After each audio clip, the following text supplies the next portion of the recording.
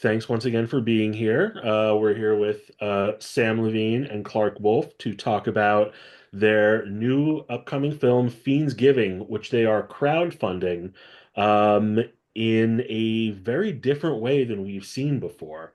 I'm, of course, joined by Matt Orozco, the editor-in-chief of Macabre Daily. And you know, we love horror. Matt and I in particular love slashers.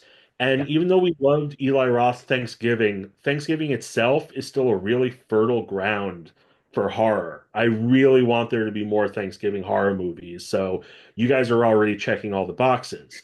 But just to sort of create a baseline, where did the idea for the movie itself come from? So I came up with this idea before Eli's movie came out. And really what was on my mind was I thought that I was going to be renting a house like to live in for a while. So I thought, okay, could I shoot a movie in the house? And then I thought the same thing you said. There are not a ton of Thanksgiving movies. And then I thought I got the image of the Gobbler, who is our assailant, our slasher villain in Fiendsgiving, and his mask, which we are keeping a little bit of a secret for now. But that image just came right into my head, and I was like, okay, this is great. This is fun. Let's play in this sandbox. And then Sam and I have been friends for a long time, and we were both hosts on DC Daily together, but we had wanted to do a project together, as actors or as, in scripted. And so when I was writing this segment, this opening, 10-page sequence, I thought of him. And fortunately, he has started producing lately. So he's interested in working with, behind the camera and in front of the camera. So I sent him the script, and he said yes. So that's how we got here. Nice. And the crowdfunding through Indiegogo, which is still up and going through the end of the month, you're doing a little bit more than meets the eye, I guess. You're sort of giving people a look. I mean, look, me and Matt are suckers for behind the scenes special features. Yep. Yeah, Guilty. commentaries, like making ofs, all that stuff, but you're actually giving it to us as it's happening. And you lay out the plan in the Indiegogo. But can you talk about that a little bit, like how you're sharing stuff concurrently as it's happening? Sam, you want me to take this one? Or you can start. I'll add in the end if I have to. Great.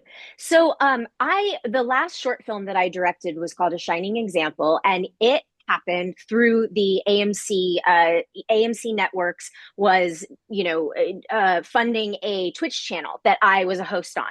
And so towards the end of our run, my producer called and said, like, would you like to, we're going to make 4 short films, do you want to direct one? And so, because we were working with Twitch, Twitch is a live stream kind of medium. And so, the whole kind of idea behind us creating something narrative was okay, let's live stream from set, let's live stream from post. And our channel kind of closed up shop before we got to the post production process. So, we weren't able to live stream that. And we only really ended up going live from each short film for like an hour at a time. But I thought that idea was so smart. And just like you guys, I am a big sucker I love BTS. I love the making of. And as an actor, who has just started directing, there is so much that I been on many sets had never seen before. There's so much to this process that depending on your job, maybe you're kept from it a little bit.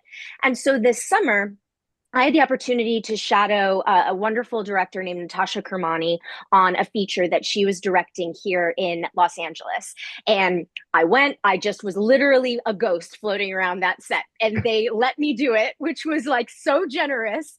And so as a result, though, because she and her team trusted me, and I think because they knew I had, on set experience, so I knew the decorum and where to stand and where not to stand, they showed me so much and I learned so much, like truly. And I've been a professional in this industry for many years, so this is to say that that's sort of where all the it all kind of came from, was like, okay, I've had experiences with this before. I find it endlessly fascinating. And I think a lot of the people who have listened to Sam and I on various podcasts over the years are also really interested in, even if they're not filmmakers, just in the act of making movies. Exactly. Yeah. Yeah. And just to that, I want to add, like, how many times when you're watching like behind the scenes footage, do you wish that you could ask a question that's maybe not getting Yeah. answered in what you're seeing? And we want to give people that opportunity.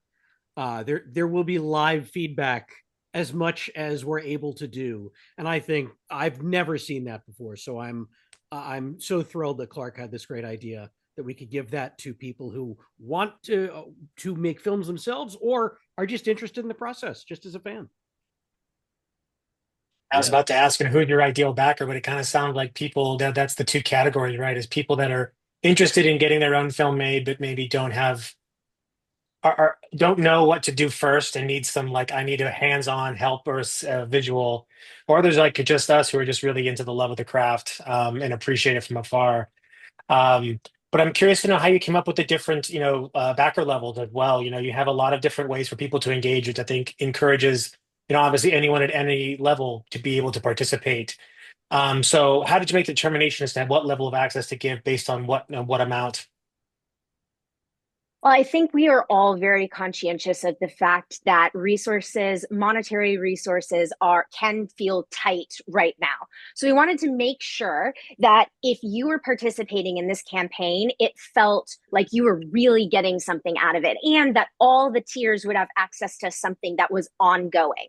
So if 125 is sort of right now is our sweet spot where you kind of get the whole shebang, right? You get the Discord access, you get the live stream access, and so on and so on. But for a little less, okay, maybe you don't have the live stream access, but you still are a part of that Discord community, and you can watch the VODs. And so you can still get a lot of information out of that and correspond with Sam and I, but also, correspond with each other. I think, like, Sam has been in this business for so long as well. And your community, your filmmaking community, is just so important. And so we're hoping that we can facilitate for that for people as well. Awesome.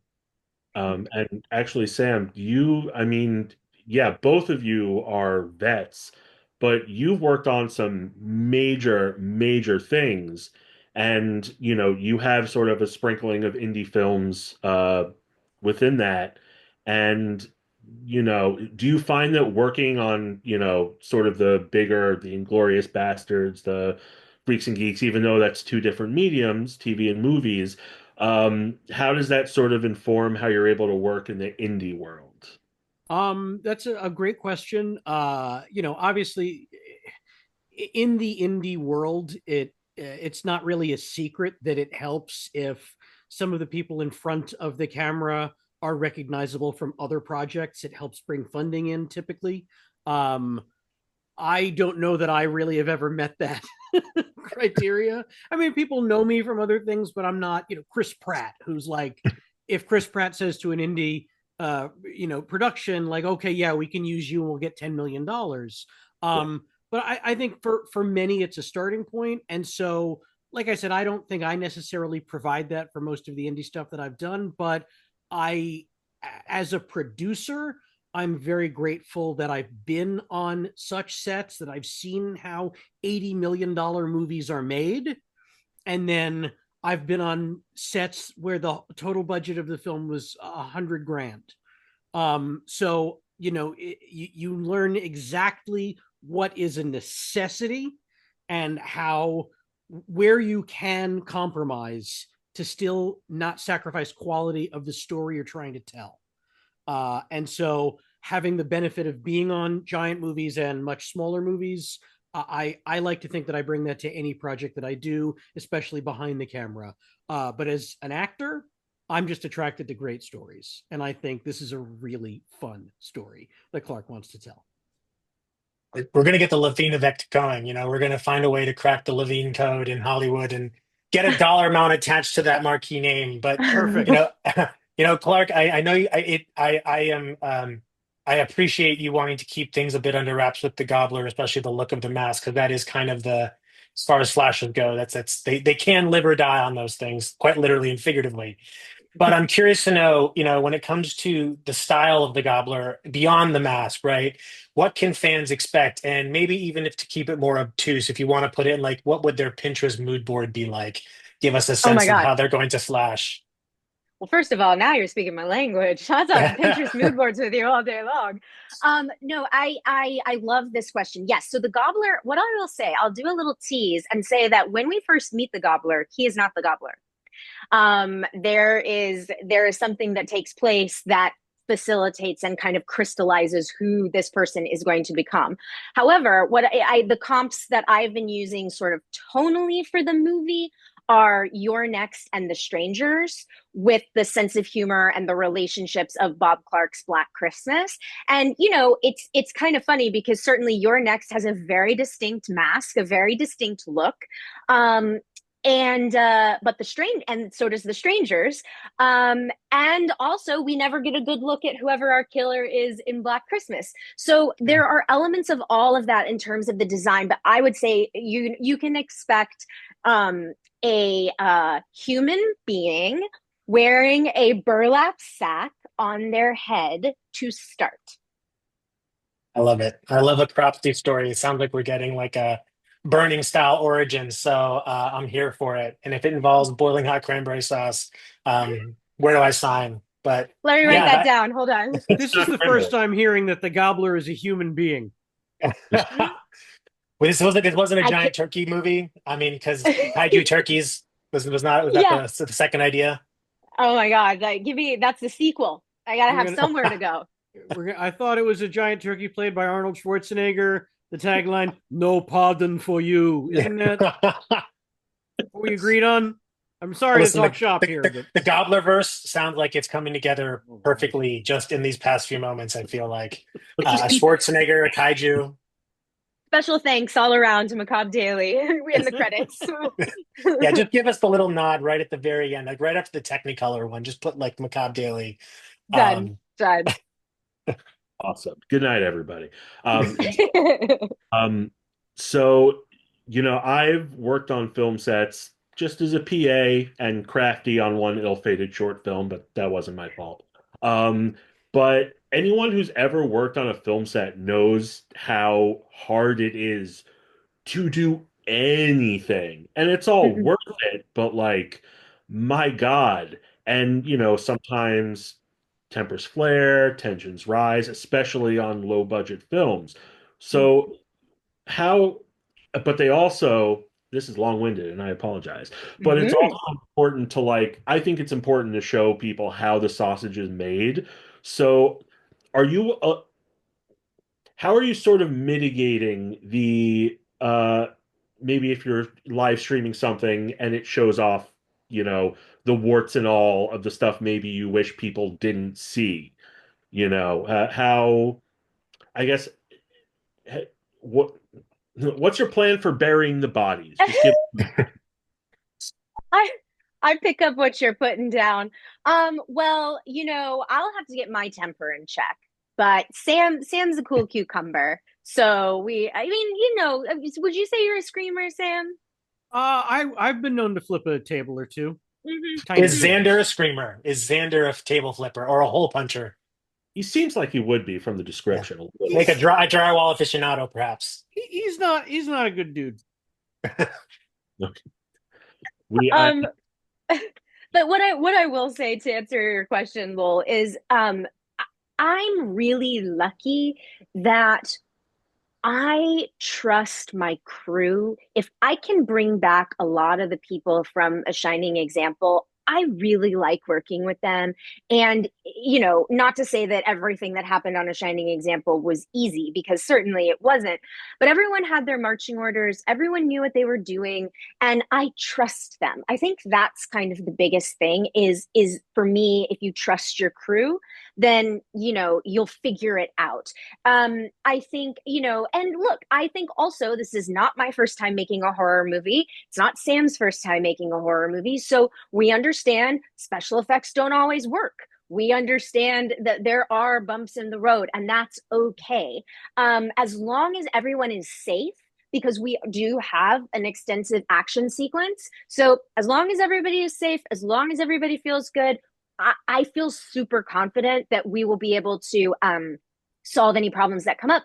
And it's funny, we Project Greenlight has kind of come up a little bit as we were having this conversation with other outlets or whatever over the last couple of weeks. And what I will say is, I don't know if it's because I have a live hosting background. I've done a lot of live streaming just in general. I'm not afraid to make a mistake on camera. Like, it's okay. That's actually the point. I think as long, like, I am prepared. I know what I want. I know how to delegate, and I know that I trust my crew. But if something doesn't go as planned, this is not about showing up and being perfect. It's about, we'll get there. We're a team. And as long as everybody is safe, I want them to see that it's okay if it doesn't go according to plan. Yeah, and I didn't mean specifically to you, the director. Oh, no. There I can know be exactly what. anywhere. I've seen the art department lose their shit like you would not believe. I think to that end, the smaller budget you get, the more emphasis it puts on the people who are on set, no matter what job they're doing. Everybody needs to be there for the right reasons. It's when you have people taking that gig for the wrong reason that I think those incidents can turn into tantrums and blowups and things like that. But I think as long as everyone knows what the job is, what we're all here trying to do, then mistakes will happen. We're all human. It's how we deal with them that I think goes to the heart of, no, it's okay. It's a team effort. Okay, this backdrop didn't work. We all got to pitch in, put something new together right now so we don't lose the morning.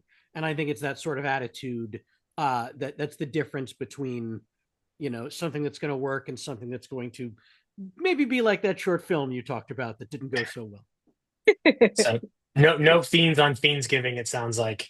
That's right. No So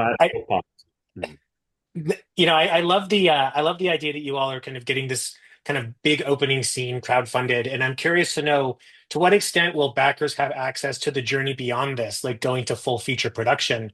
Because obviously getting this initial kind of big, potentially budget making, pitch going, I think the next part obviously is potentially messier and even more interesting for folks that are getting behind this journey and really want to see how a film gets not just from its indie roots to getting to crowdfunding, but also how it goes from concept like this to full-blown production, full feature film. So what kind of access have you thought about offering or planning for beyond this run? I mean, I'll give them as much as Sam will let me, I would say. Go to town. One thing we have talked about, though, Sam does a ton of conventions. He gets out. He also visits a lot of film festivals. And I, coming off my festival run with A Shining Example, and of course having that background in the geek culture space in terms of like being a host and a correspondent, I certainly have experience at conventions as well. So really, for me, the next step after post and like getting it locked up is to take it out on the road. My hopes are that phase 2 is that we are able to attend festivals, attend conventions doing panels. Let us show you the opening 10 minutes of the movie. Let us talk about the process and let you ask us questions. Sam obviously has an incredible history of filmmaking in his mind, whether you were on the set or just as a fan, and I have a different experience that I bring as well. So I want this conversation to continue. And I don't necessarily want to crowdfund a feature because I'm going to be honest with you, this is hard. It's okay that it's hard, but the industry is in a weird place right now. And so, and all of us are I don't want to speak for anybody else, but I know I'm in a weird place right now in terms of my career and in terms of how much opportunity I've had to work in the last 2 years. It hasn't been much. So, I don't think that crowdfunding a feature makes sense right now, but I do hope that taking this out on the road and sort of getting what we're doing out there in that kind of way excites people and makes them want to come be a part of this. And so we can continue this process of kind of pulling back the curtain in as many ways as is acceptable. I mean, we just covered a film that just did this same journey, that Dread Presents is putting forward as Diced. That started as a small short, kind of with a concept, and then eventually, you get the nod from, like you said, attending cons and festivals and people getting a chance to see it, because there is such a thriving, while the major entertainment industry, Hollywood, let's just call it for the most ubiquitous term, is in a bit of a crisis of sorts as far as where are we going to find our identity and funding, or not so much funding, but ideas. The indies seem to be thriving in a different way, which is that there's more ways than ever for them to get out there, almost that there's creating a volume problem.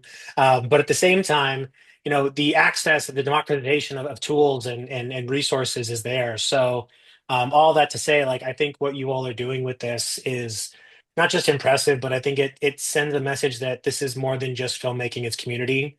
You've mentioned that a few times about the people you meet, and I think that that's one thing that the best thing we could probably attribute to social media and the internet age is, aside from access to information, is obviously the ability to get reach and find community. So I love what you all are doing. It's more of a comment, not so much of a question. Thank you. Well, thanks. Yeah. And I will say too, I referenced that experience shadowing Natasha earlier, and one of the things that I loved so much about that was I was in a safe space to ask questions when it was appropriate. If I didn't know something and Natasha had a moment, and she would come over and be like, "Okay, this is what this was, and this is what," and she would open herself up to where I could ask her things that maybe I quote unquote should have known. And so that's the other thing that is so appealing about this to me is don't be afraid to ask us questions, and don't, you know what I mean? And also, by the way, you might get a different answer depending on who you ask. We're not purporting to say that, oh, we know everything but this is how we do it. This is how we take care of each other. And hopefully that is a nice North Star for some of our backers. And I will also add that, I know a lot of people, like I take an acting class based out of Atlanta. There are a ton of actors of various levels. And if you don't know what it's like to be on a set, it can be very overwhelming when you step onto a set on your first day. Even if you've booked the part and you're a total pro and you want to be a total pro, maybe you don't know what the flow of it all is, or what it all looks like. And so I know I've been in that position before when I've walked onto a set as a new actor. So that's another thing that's really important to me is, as the opportunities it feels like to be on set are few and far between right now, because the industry feels like it's contracting a bit and kind of recalibrating. Hopefully we can fill in that blank and give people the tools to feel prepared when their time does come. That's awesome. And yeah, it is like stepping on a bullet train. Even if you're one of the below the line people, movie sets can be kind of nuts. But that's cool. We're almost at the end of our time, but I was wondering if you would indulge me in a quick round of Tweet 5 or T5, if possible. Oh, that takes me back. Yeah. All right. Well, I mean, is this for both of us? Yeah, both of you at the same time. Not Matt. He hears this shit anyway. Okay. So Clark, it's going to be a series of this or that's. Yes, thank you. It has been a moment since I've listened, but as you know, I was an avid Kevin Pollak chat show listener, and I listened to a lot and I was a guest one time. Yeah, right. That's how I double checked to make sure this wouldn't seem too out of bounds. So real quick, rapid fire, 5 questions. I did not go on the internet for this at all. This is all just coming from my brain. Great. So real quick, yams with marshmallows or without marshmallows? With. In the first place. In the no first yams for me. No yams for me. Okay. Evil Dead or Evil Dead 2? Evil Dead. I'm also Evil Dead. Yes. I get the thumbs up from Matt. I'm not fired. Hell yeah. I didn't even know you were wearing that shirt. Okay. Ziggy Stardust or Chelsea Stardust? I mean, I have to. I would. She would come over here and murder me if I. But it's also true. Chelsea Stardust. Yeah, Chelsea Stardust. I've never hung out with Ziggy. Doug Benson on indica or Doug Benson on sativa? Doug Benson on indica. I'll second that. Yeah. What a question. Relax. Let's take it down. Let's take it real slow. Indica. Yes. And finally, Indica. that's how you knew it in high school. Indica, Indicouch. Finally, George Clooney or Richard Kind? Richard Kind, 6 days a week and twice on Sunday. I mean, I don't know Richard. I also don't know George Clooney, but I do have a massive crush on George Clooney, and so I gotta go Clooney. That's fair. But maybe if I met Richard, my answer would be different. Right. Let's hang, Richard. Okay. Sam So McMahon. now you guys know that famously Clooney and Richard Kind were roommates in Los Angeles in the 80s.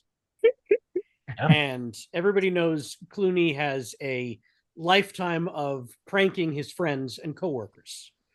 But it started long before he was a superstar. And this is maybe my favorite story of him pranking Richard Kind as roommates in the 80s in Los Angeles. Stop me if you've heard it, but don't stop me because it's too good. So Clooney moves in, and Richard Kind has this cat that he loves. And every day, Richard would wake up, and then the first thing he would do in the morning is clean out the cat's litter box. And so Clooney gets a job, and he's thrilled. He's got some acting job, but like most acting jobs, he's got to be on set at 6 a.m. So for the first time, he's the one getting up first thing in the morning, and he decides, I know what I'm going to do. So even though he normally has nothing to do with the cat, he gets up and every morning cleans out the litter box before Richard gets up and does not say anything to Richard about this. So this goes on 2-3 days, and finally Richard starts to get concerned and says, George, do you know anything about the cat? Have you done anything with the cat's litter box? I haven't cleaned it in days, and I don't know. No, cat seems fine to me. I wouldn't worry about it. Okay. Another 3-4 days of this. Richard is starting to get really worked up. George, I don't know the cat, and I'm worried about the cat, and I can't afford to take it to a vet, and I don't know what I'm going to do. And Clooney says, it's fine. I'm sure the cat's fine. Look at it. The cat's eating. He's playing. It's fine. I'm sure the cat will go, I don't know. Finally, on the 10th day, George Clooney gets up in the middle of the night, and I don't know how to put this kindly, relieves himself in the cat's litter box, and then just waits for Richard Kind to wake up. George, oh my God! You have to look at this. You can't. I've never seen anything like it, George. Come get the camera, George. So there you go. That's maybe my favorite Clooney Richard Kind roommate story. Oh, I'm dying. Is the greatest day of my life. Incredible. I'll just add real quickly. I went to a double feature of Evil Dead 1 and 2 at Alamo Drafthouse. Love them both. But when it was done, I thought to myself, because I'm thinking I'm going to love Evil Dead 2, because it's Evil Dead freaking 2. But at the end, there was like, I think I kind of like the first one just a little bit better. I don't know what that says about me. Like, but It says you have good low. taste. Yeah, they're different, but I was just like, what is this feeling? It's okay to go against the grain, Lowell, and it's okay to be right. Yes, it is. Thank you. You're welcome. Put that on I'm a gonna shirt. get a sticker that says Clarke Wolfe said that I could be right today. Clarke Wolfe says I'm right. So there. That's right. Cool. Well, Matt, do you have any more questions, or is that our time? No, I think that's our time. I just want to say thank you to you both for this. And a reminder everyone to please go and check out the Indiegogo campaign. You have 22 days left to go fund this thing. There's all kinds of opportunities. You can get in, very reasonable amounts at start, or you can go up to the producer level if you want to get your name and some credits. So you can literally buy your way into the industry like the best of us do. So, yeah, Lowell, anything else to add? We'll be posting the link and donating ourselves and do it because I want to see this. I don't know about the rest of you. I don't care about the rest of you, Do it but for Lowell. so do it for Lowell. Yeah. Once again, you're right, Lo. It's on a shirt, you guys. We're gonna get